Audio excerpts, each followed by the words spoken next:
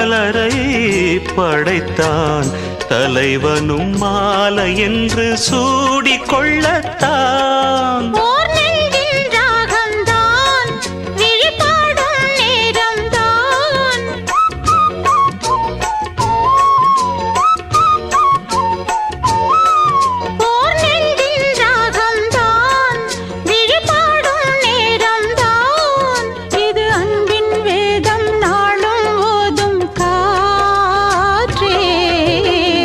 வைகை நதி ஓரம் பொன்மாலை நேரம் காத்தாடுது.